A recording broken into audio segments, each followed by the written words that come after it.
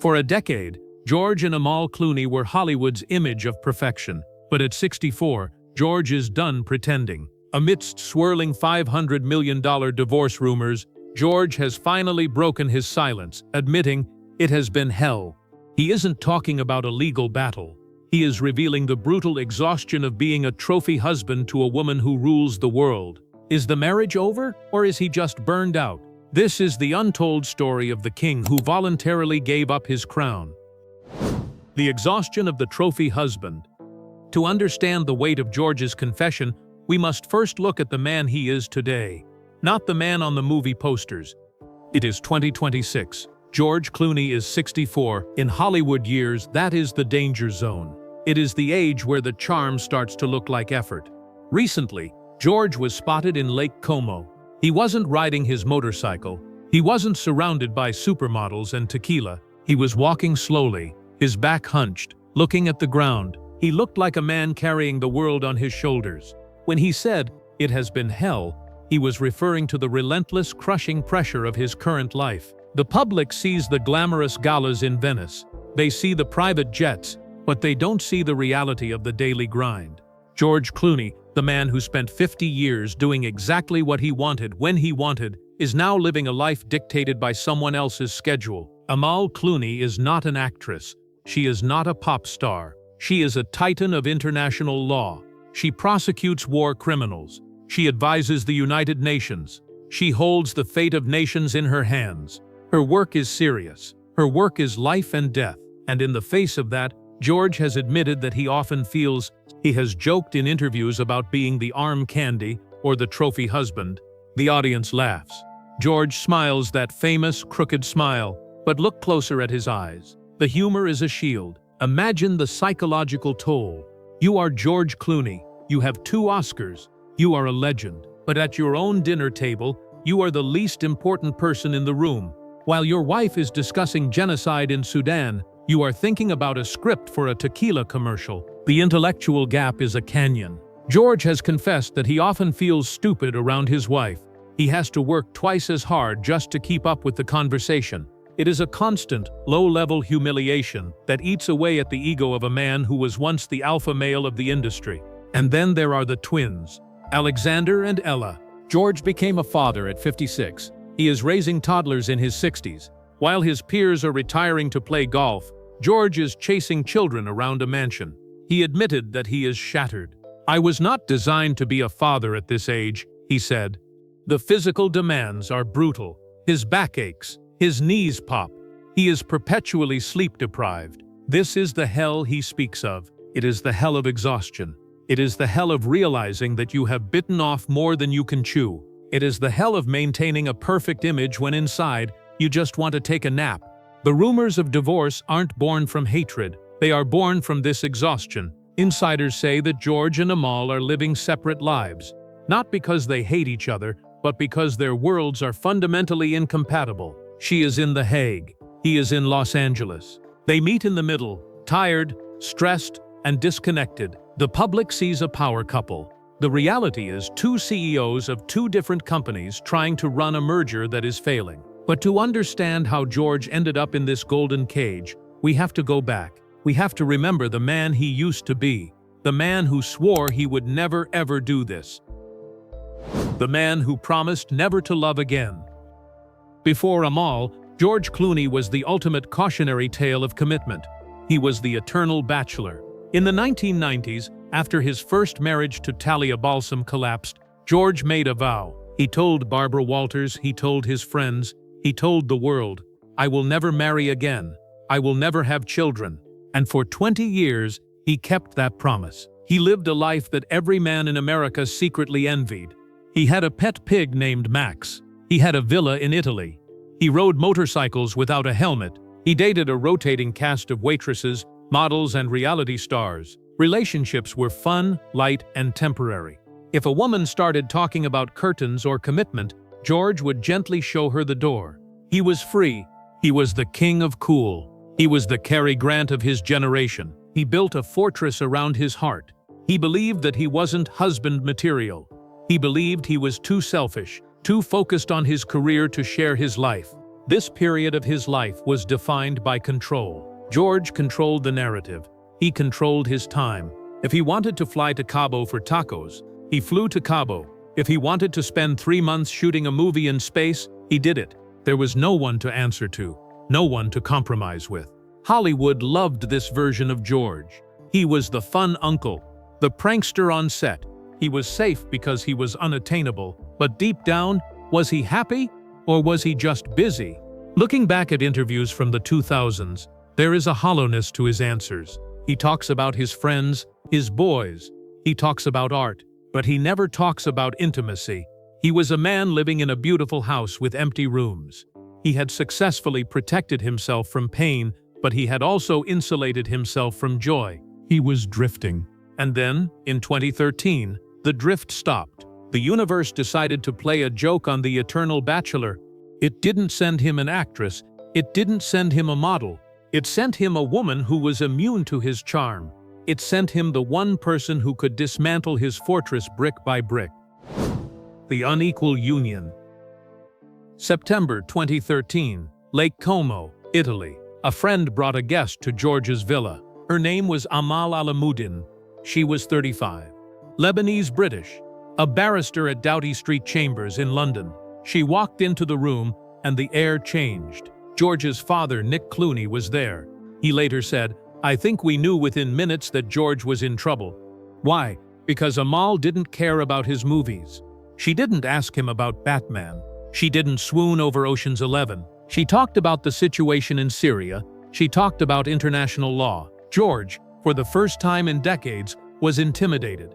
He felt intellectually outmatched. He felt like a schoolboy trying to impress the teacher. He chased her. He wrote her letters. He called her. Amal hesitated. She knew his reputation. She was a serious woman with a serious career. Did she really want to be tabloid fodder? Did she want to be the next Clooney girl? When she finally said yes, the dynamic of their relationship was set in stone. It was not a relationship of equals. In the currency of Hollywood fame and money, George was richer. But in the currency of intellect, impact, and moral authority, Amal was the billionaire. George knew it. The world knew it. When they married in Venice in 2014, the headlines joked, "Amal Clooney marries actor." It was funny, but it stung. It marked the beginning of George's transformation from the star to the +1. He began to change everything for her. He moved to England, a place where the weather made his old injuries ache. He started taking on more serious political causes, trying to align his brand with hers. He stopped the pranks. He stopped the wild parties. He became Mr. Amal Clooney. To the outside world, this looked like growth. It looked like a man finally growing up. But internal growth is painful. It requires the death of the old self. George had to kill the cool bachelor. He had to kill the carefree drifter. He had to become a serious man for a serious woman. But was he ready? Can you take a man who has lived for himself for 53 years and suddenly turn him into a selfless partner? The friction was inevitable. Amal is a perfectionist. She demands excellence in everything. Her cases, her wardrobe, her home. George is a guy who likes to watch sports and drink with his buddies. The clash of lifestyles was immediate. She wanted to host dinners for diplomats. He wanted to have a barbecue. She wanted to talk about the Geneva Convention. He wanted to talk about the box office. George found himself walking on eggshells in his own home, terrified of saying something dumb, terrified of embarrassing her. The hell he speaks of began here. It was the hell of feeling inadequate. The hell of constantly auditioning for your own wife's approval. The physical price of happiness. While the psychological toll was heavy, the physical toll was even worse. We often forget that George Clooney is an action star who has taken a beating. In 2005, while filming Syriana, George suffered a catastrophic injury. He was tied to a chair for a torture scene. The chair was kicked over. He hit his head. The dura mater, the sac holding the fluid around the spinal cord, tore open. Spinal fluid began to leak out of his nose. The pain was unimaginable. George described it as a train whistle blowing inside his head. 24 hours a day, he was in the hospital, unable to move, unable to think. The pain was so severe, so relentless, that he contemplated ending it all. He admits he reached a breaking point. He thought about checking out. because he couldn't live with the agony for one more minute. He survived. He had surgery, but he never fully healed. He lives with chronic pain. He has headaches. He has a bad back. Now fast forward to 2018. George is 57. He is riding his scooter in Sardinia, Italy. A car cuts him off. He hits the car at 70 miles per hour. He is thrown into the air. He smashes into the windshield with his helmet. He is lying on the asphalt, thinking he is paralyzed. He thinks this is the end. And what does he see? He sees a crowd gathering, not to help him, but to film him. He sees phones recording his death. He realized in that moment that he was just content to them. He survived again, but his body was shattered. So when we look at George Clooney today, at 64, carrying 2 children, bending down to pick up toys, chasing them around the garden, we are looking at a man in pain, physical pain. Every movement hurts. Amal is 17 years younger. She is vibrant. She has the energy of a woman in her prime. George is an old man with a broken spine. He tries to hide it. He smiles. He wears the suit. But when the cameras are off, he collapses. He needs rest. He needs therapy. But he can't stop because he has a young family. He has to be the energetic dad. He has to be the active husband. He is writing checks that his body can't cash. This physical disparity is a major source of the hell. He knows he will be 70 when his kids are 8. He will be 80 when they are 18. He does the math every day. He wonders if he will be there to walk Ella down the aisle. He wonders if he will be able to throw a ball with Alexander. The fear of mortality, which he successfully ignored for decades, is now sleeping in his bed. And Amal, with her youth and vitality, is a constant, unintentional reminder of his decay. The silent separation. The physical pain and the intellectual gap have led to a new reality, the silent separation. Reports from insiders suggest that the Clooneys are living parallel lives. Amal is deeply entrenched in her work. Her cases take her to New York, London, The Hague. She is on a crusade to save the world. George is trying to stay relevant in Hollywood. He is directing, he is producing, he is trying to prove he still matters. But their schedules rarely align. They spend weeks apart. When they are together, at their estate in Lake Como or in Berkshire, they often sleep in separate rooms. George snores. He has back pain. He needs different hours. Amal needs rest for her high-stakes work. It is a practical arrangement, but it is the death of romance. The passion that defined their courtship has been replaced by logistics. They are managing a corporation called the Clooneys. They have staff, nannies, assistants, security teams. It takes a village to run their life, but the village leaves no room for intimacy. George has reportedly told friends that he feels lonely. He misses the simplicity of his old life. He misses his friends, the boys, Rande Gerber, Brad Pitt, Matt Damon. Amal tolerates his friends, but she doesn't fit in with them. She is too serious. So George has drifted away from his support system. He is isolated in a world of high culture and high stakes that he didn't choose. He is an actor playing a role, the role of the statesman, and he is tired of the costume. The rumors of divorce that surface every few months are not baseless. They are the smoke from a fire that is burning slowly. They fight about where to live.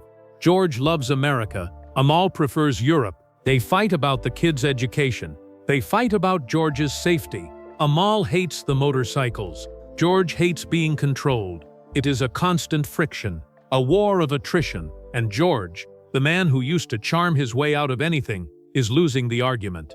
He stays because he loves the kids. He stays because a divorce would be a PR disaster. It would be an admission that he was wrong, that the Bachelor was right all along. He stays because he still respects Amal. But respect is not happiness, and hell is often a comfortable house where you feel alone. The philosophy of sacrifice. So, why does he do it? Why doesn't he just leave? He has $500 million. He could walk away tomorrow and live on a beach in Tahiti, but he doesn't. Because George Clooney has learned a lesson that comes late in life, the lesson of sacrifice. He realized that his freedom as a bachelor was also a cage. It was a cage of selfishness. Yes, marriage is hell. Yes, parenting is exhausting. Yes, he is tired. But it is a meaningful hell. It is a struggle that has a point. He looks at Alexander and Ella, and he sees a legacy that is more important than Ocean's 11. He looks at Amal and he sees a woman who is actually changing the world, not just pretending to on a green screen. He has decided to serve them. He has accepted his role as the supporting character in their story. This is a form of nobility. The Hollywood ego is a monster that demands to be fed. George starved his ego to feed his family. He accepts the pain. He accepts the fatigue. He accepts the feeling of being stupid. Because the alternative, being the lonely old man in the mansion with the pet pig, is worse. He chose the good trouble, but that doesn't mean it isn't hard. When he says it has been hell, he is being honest. He is validating the experience of every parent, every spouse who has ever felt overwhelmed. He is tearing down the Hollywood facade of effortless perfection. He is telling us, look, I am George Clooney, and even I am struggling, even I am tired. It is a confession of humanity. He is no longer the untouchable God. He is a man with a bad back and a demanding wife and screaming kids. And in that vulnerability, he is more relatable than ever. The price of a real life. George Clooney is 64 years old. The lights are dimming on his leading man era. He will never be the young Doug Ross in the rain again. He is transitioning into the winter of his life, and he is doing it the hard way. He didn't choose the easy path of the eternal playboy. He chose the hard path of the husband and father. He chose the path of friction, of compromise, of noise. He chose life, and life is messy. Life is painful. Life is hell sometimes, but it is real. The divorce rumors will continue. The tabloids will keep betting against them. And maybe, one day, they will be right. Maybe the pressure will finally crack the foundation. But for now, George Clooney is still standing. He is still holding Amal's hand, even if his grip is a little weaker. He is still chasing the twins, even if he has to limp. He is fighting for his family, even if he feels like he is losing himself. He proved that you can have it all, the fame, the money, the family, but you have to pay for it. And the currency is your own comfort. George Clooney paid the price. And looking at him now, tired but present, maybe he thinks it was worth it. What do you think? Is George Clooney a victim of his own choices, or a hero for sticking it out? Do you think a marriage with such a power imbalance can last forever? Let us know in the comments below. This is The Seventh Lens. We see the truth behind the glamour. Thank you for watching.